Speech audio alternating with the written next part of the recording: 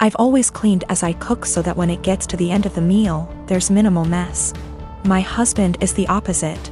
When he cooks, it's like a bomb went off. I've encouraged him to clean as he cooks. And if we're doing a big meal / holiday meal together, I often make sure to assign him that role. Like most people, one of us cooks, the other one cleans up. I am the better cook, so I cook like 80% of the time. He gets an easy cleanup. I'm busier than usual at work, so he's had to step up. Whenever he's done, the kitchen is a mess. I don't even get how it happens. There will be oil splatters untouched, stuff drying to dishes, peels and meat. I'm not about to let food sit out overnight, so after I'm done eating I'll start the process and won't get to really relax much. Last week I asked if he could please try cleaning as he cooks. He told me the rule is one person cooks, the other person cleans. I said, I get that, but you're leaving me with a huge mess every night. He said, I just don't have the time to clean up when I'm focused on cooking, knowing full well I'll see him scrolling on his phone.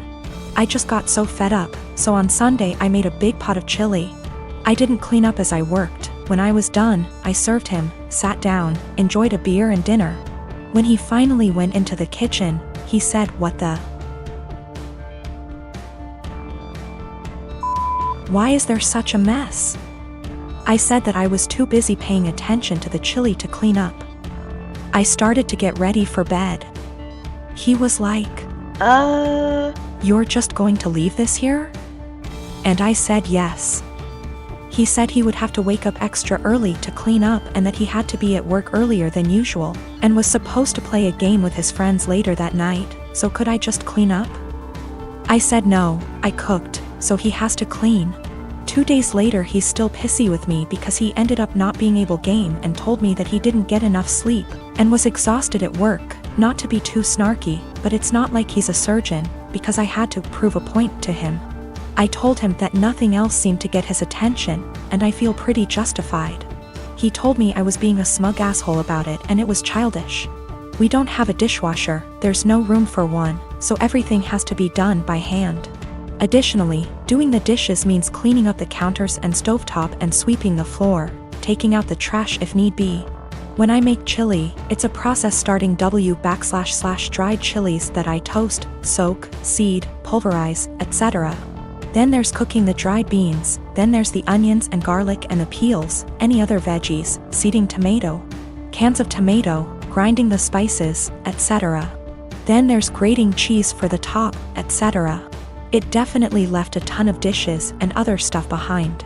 So another thing that comes up is whoever cooks also cleans, but since I cook most of the time, I just don't see that as being also fair to me. I'll end up spending almost every single day after work, I've been ending work at 6 or 7 some days lately, cooking and cleaning. If I had him cook more I would definitely start to gain weight and then we'd have another issue altogether. I knew my ex for almost 10 years. We go back all the way to high school and have been friends. After we graduated I said it and asked her out and we became a couple. We dated for almost 6 years before she came to me and told me she was pregnant. I won't lie, I loved her at the time and this was actually quite exciting to me, so I proposed. She, however, seemed super worried. I sat down and talked with her about it. I told her that even if she did decide to terminate the pregnancy I would be by her side and still wanted to marry her. She was super awkward about it but decided to keep the child and accepted my proposal. These past 7 months have been a roller coaster. She moved in with me and we began getting ready for our daughter's birth and we were planning on getting married after she is born. That was until a few weeks ago. An old acquaintance from high school reached out to me. I was never good friends with him, but he said that he felt guilty about letting an innocent man suffer for his and my ex's mistakes. This guy claimed that he was the father of my ex's child and that my ex had been lying to me. It turns out that my ex and him got reacquainted about a year ago and started having sex. Around the time my ex got pregnant, they began having unprotected sex. He is not lying about this. He sent me photos of them together and showed me texts between the two of them. I was able to get my ex's phone and confirmed they were real. Along with this, He sent me a string of Facebook messages of my ex admitting to lying to me because I make more money than the real father, and she would rather I care for it. Suffice to say, I was pissed. I confronted her, she cried, I cried, it was a mess. In the end, I broke it off then and there and evicted her from my apartment. She's in the process of moving out now, but I have not said a single word to her. I have pretty much told her that I want her out of my life.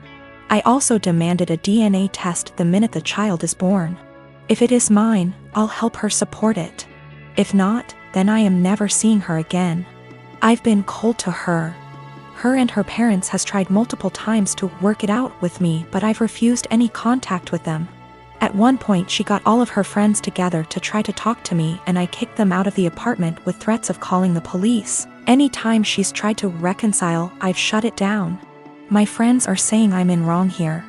According to them, she's pregnant, and because of that I should at least be helping her till the baby is born, even if it isn't mine. I disagree fully, but I could be wrong. So, right now I'm in kinda a shitty situation. I've been treating my ex-fiancé pretty cold and demanding a paternity test for the child she's carrying. All of my friends are saying I'm being a major asshole, but I don't feel that way. A while back, my brother married a woman who had an 11-year-old son named Billy. A year later, my sister-in-law gave birth to a little girl. 2 years later, she gave birth to a boy. Billy, who was 14 by this time, was treated like an outsider. My sister-in-law and brother saw him as a burden who spoiled their picture-perfect family. If you asked my sister-in-law how many kids she had, she would say 2.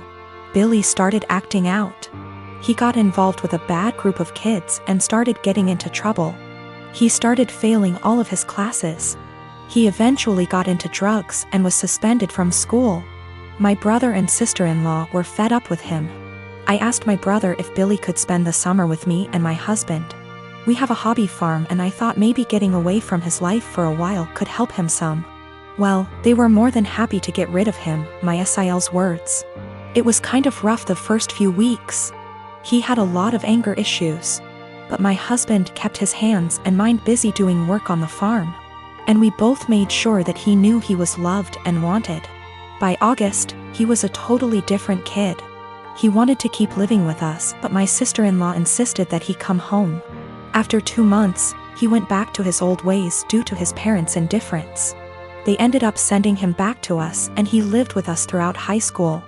He ended up being an A/B student and kept with a really great group of kids. He got involved in baseball and got a scholarship to a local university. He's 22 now and is in his last year of school. He's engaged to a really great girl.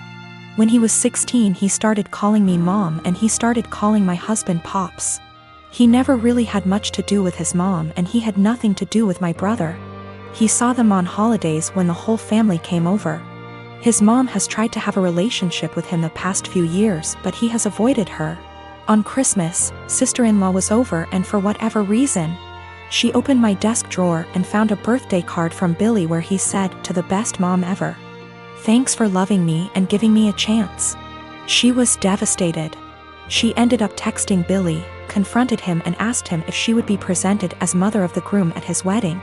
He told her that he no longer considered her his mom and wasn't even sure if he wanted her at the wedding at all. My sister-in-law is now insisting that I make it clear to Billy that I am not his mother and that he is not to refer to me as such. My brother is also very upset with me. Even my parents are pressuring me to do what sister-in-law wants for the sake of peace. Honestly, I consider Billy to be my son. I count him in with all of my children. I feel like telling Billy not to present me as mother of the groom could possibly be misinterpreted as me saying that I don't feel like he's my son, and I don't even want to take a chance of that happening. If he decides to present his real mom as mother of the groom, I will 110% support him. I have zero desire to tell Billy not to call me mom, and I absolutely won't do it because I know it would destroy him, and it would kill me. My sister-in-law insists that by not doing it, I'm making it impossible for her to have a relationship with him, and I'm being selfish. I have talked to Billy about it some. He doesn't like to talk about his mom at all. He basically just said that he doesn't see her as a mom and has for sure decided he doesn't want her at the wedding. I understand and respect that. I sustained very bad injuries to my face this month. I'm in the stage of healing when the scar tissue has formed, but it's still very tender, new skin. I'm going to have very obvious facial scarring for the rest of my life. The injury starts about an inch above my hairline, goes down over my brow so that on part, hair will not grow. It continues down my cheek where it is deepest. I'll always probably have an indentation in the fullest part of my cheek. Then it continues to my jawline. In some ways it's okay. I'm happy it's just cosmetic damage. My friends are super reassuring, telling me how badass and sick it's gonna look. They say I'm still as hot as ever, now a little more sexy and mysterious. But in some ways it really sucks. I know that I'm always gonna be seen first as the girl with a scar. And it feels especially bad when people look at me differently. This week, I had to fly home for a family thing. It was a plan I'd made long before my injury. I wasn't really looking forward to the pity or people making a big deal of it. I'd rather it not be acknowledged. I'd also met with my dermatologist who said that I was at the stage of scar tissue formation, that I no longer should be dressing the wounds. The skin was healing and instead I needed to be applying topical cream and Vaseline to keep the site clean and moist. It also looks a bit ugly. The building scar tissue is very red and tender, and with the Vaseline over it, looks slick and shiny. So I get on this flight, I have the window seat and I put on my headphones and drift off to sleep when the plane is still boarding. I wake up to this kid, maybe 4 years old, sat next to me, throwing a tantrum. I didn't catch the first part of it and I honestly couldn't understand what he was yelling about. His father said to me, "Can you cover that injury?" I said that my dermatologist recommends I don't, so no, I don't think I will. He started snapping at me saying, "There is no need to be so rude. That injury is graphic and it's scaring my little one." I said, "This is my face. The only damn face I've got. It sucks being told I'm so ugly I can't show my goddamn face in public." He started to backtrack saying, "Just until it's healed," and I said, "It'll always be with me. Maybe teach some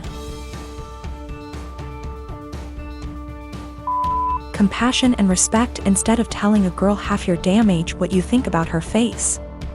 That's rude." He actually got up after that and I think went to a stewardess about a seat change because a young couple came to sit next to me on a few minutes instead. I've gotta admit I felt so low that I put on my sunglasses and had a quiet cry for a few minutes.